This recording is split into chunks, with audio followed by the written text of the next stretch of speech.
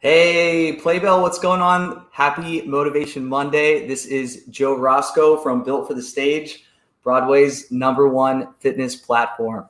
Thanks so much for joining us today. We have two special guests for you. Really exciting, our first duo to be guests on Motivation Monday. And we'll just bring them right on because there's so much to talk about and we want to make sure that we get it all in. So I want to introduce to you Gaby Gamache and Ezra Menas. So welcome to the show.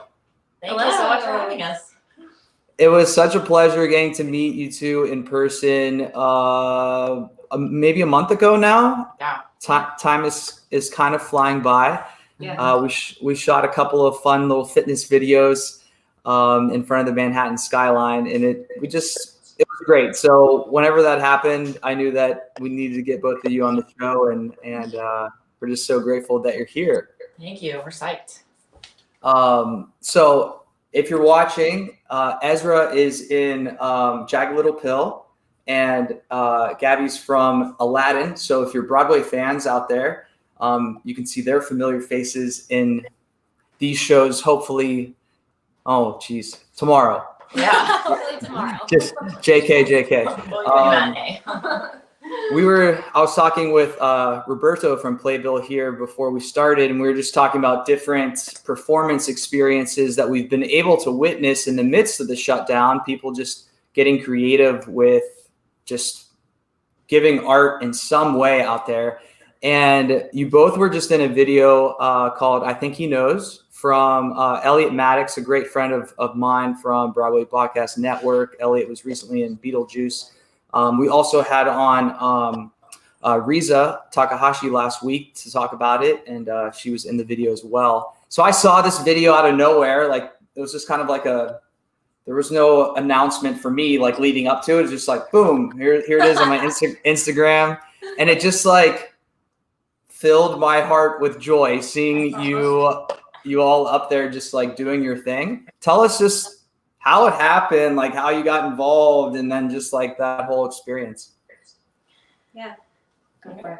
Well, we both know Elliott separately. We both had done shows with Elliott years back, which was kind of cool, like the meeting of everyone, like everyone's world coming together. So yeah, he just asked us to be, the lead couple in this piece that he commissioned or got commissioned to do through Lines. And it was so funny, like when he was prefacing like what it was going to be about, it was literally exactly how we met. So we met at a bar, and we then like walked to Central Park and like had a kind of like chat and coffee at Central Park. So it was like very similar to. We were like, wait, this is the exact same. Did we talk about this before? We're like, we're in. This is perfect. It was kind of like, it's gonna be summer loving. You're gonna have your friends, as we'll have their friends, and you're gonna like fall in love in the times of COVID. I'm like, great, this is gonna be so fun. And it was a great experience. It was, I mean, I haven't danced since like full out in that way since Broadway shut down.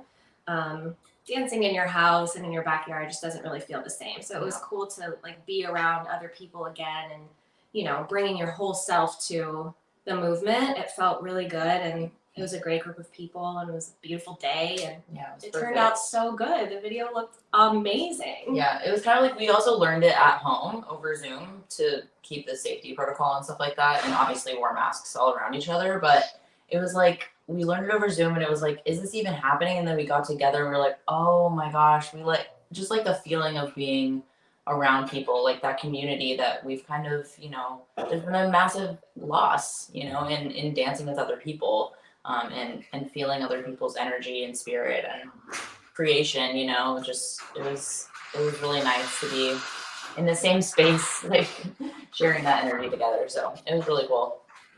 How was that rehearsing over Zoom? What were the difficulties or hurdles that you had to kind of overcome? Space, like finding the space in order to like truly fulfill the movement and like realize the movement and get it in our bodies. When you learn something, I had a professor in college who was like, when you learn something, you do it full out every single time, because if you rehearse it what do you call it, marking. If you rehearse at marking, then you're gonna perform at marking. So I was like, I always have that voice in the back of my head being like, I need to practice this full out. So we did like outside, we did one, like we switched so many rooms. I mean, we're very lucky to have many rooms in our apartment. Yeah. And there's also a lag. Yeah. So it's like when you're doing it with the group, it's like I can't watch anyone else because you're 1 beat behind through Zoom. So that was kind of challenging. And just like focusing on a phone for 3 hours learning something was something I've never really done other than taking a few classes here and there. But it was a 3-hour Zoom rehearsal. It was the first time. We learned a lot the first day, but it was good to like get it all out. Right. And it was really cool because it was like teaching Elliott how to do partnering. So it's like we're partnering together and he's one person, that's like a really, and there's no mirror, there's just like so many elements of a live dance class that you have to just like rethink the whole structure when you're teaching over Zoom. So well done, Elliott. I'm sure you have faced similar challenges working.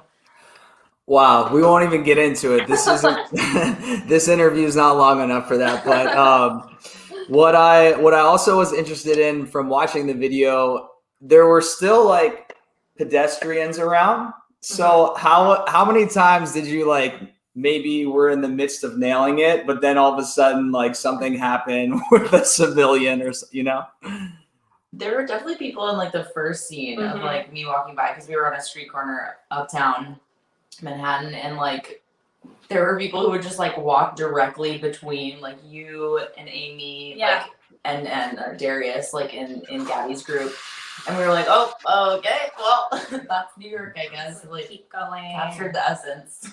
Yeah, that street corner was definitely the most traffic heavy location, and there were definitely times where we were about to start and we were like, okay, wait, we gotta wait for these 10 people to walk by. So, but the part was kind of fun because people were just like thinking that it was a show. So people would wait and watch and then like applaud when we finished a take. It was sweet. It was very New York.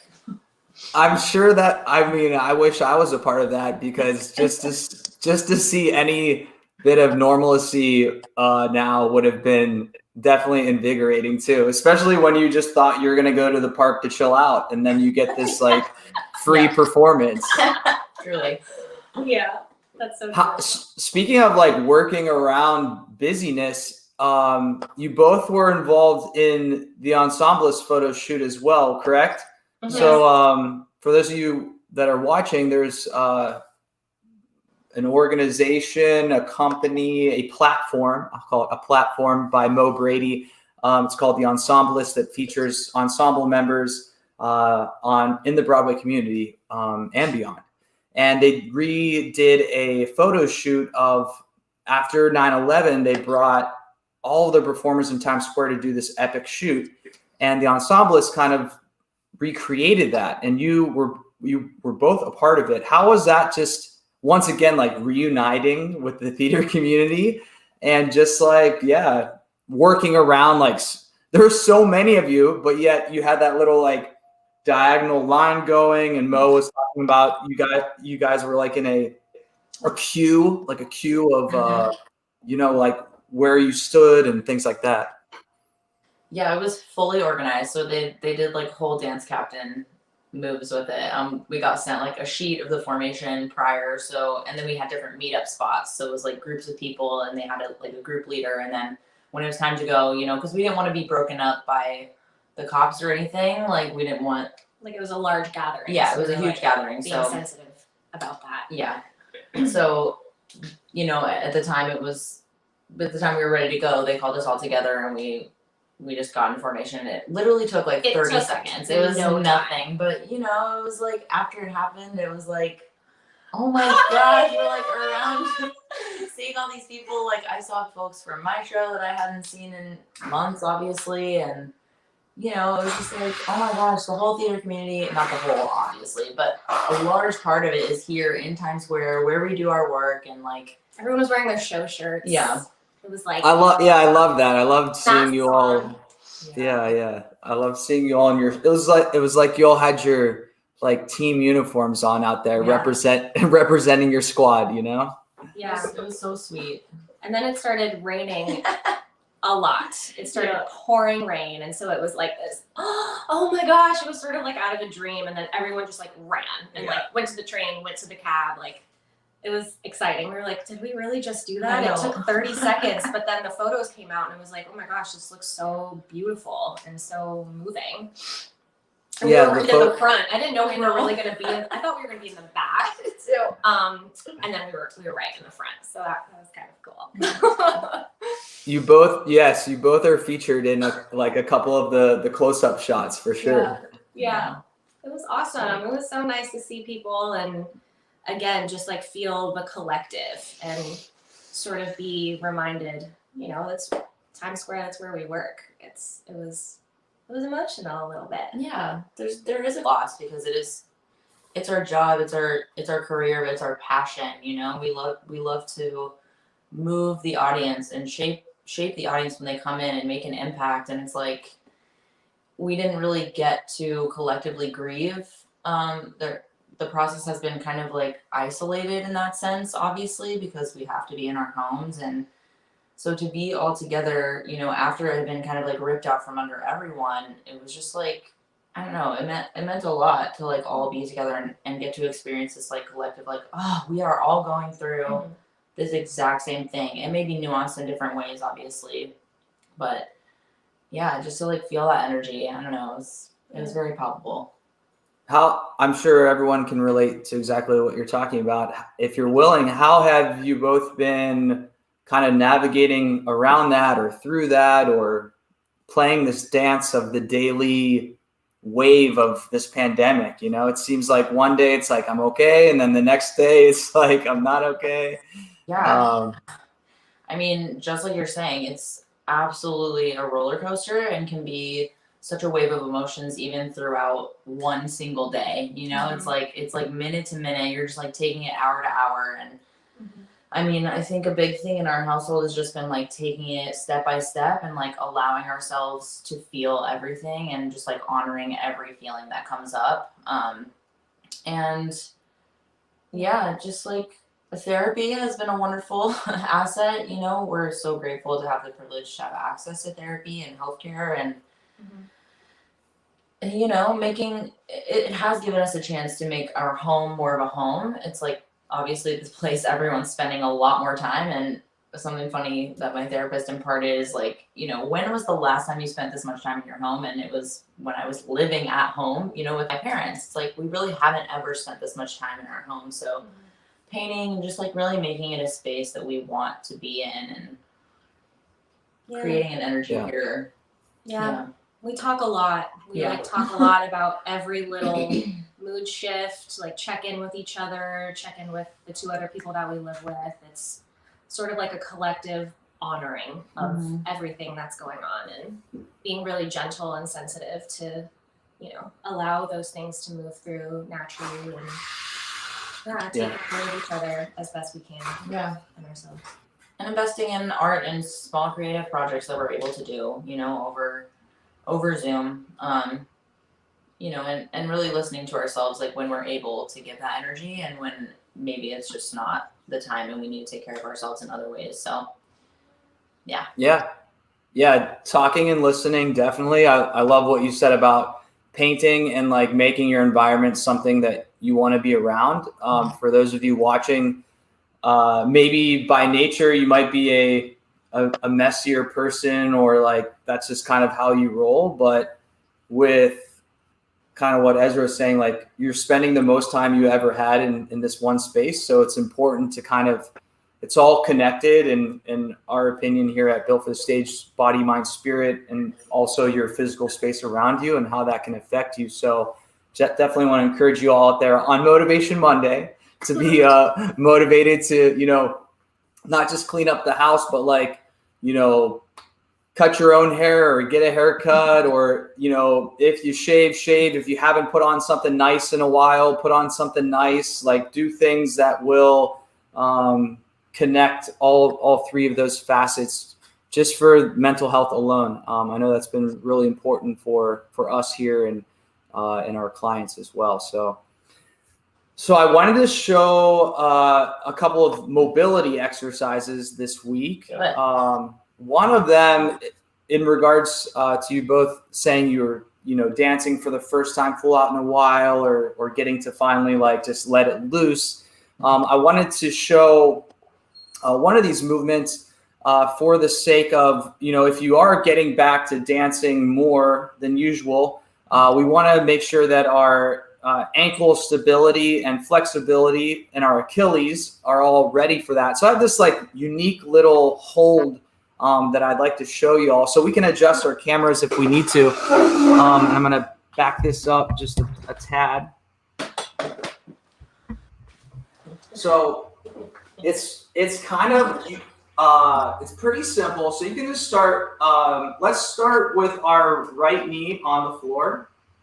And then you're just going to tuck that right foot behind you and kind of just sit down. So Right foot behind you. yeah, right foot behind. And then I'm just kind of like sitting on my heel. I'll feel like my quadricep here stretching a bit.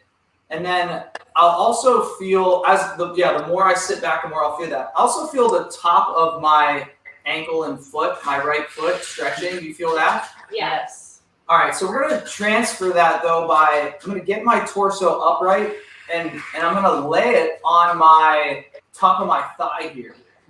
And I'm going to put as much weight on the top of my thigh as I can. And then I'm going to try, is your left heel up right now? It's down. Okay, good. So if you can, bring it even closer to you, like your foot, to where you feel like your heel's wanting to be up off the ground. Oh yeah. Oh yeah. Now, while you're applying that weight to the top of your left leg, start actively thinking about pushing your left heel to the floor.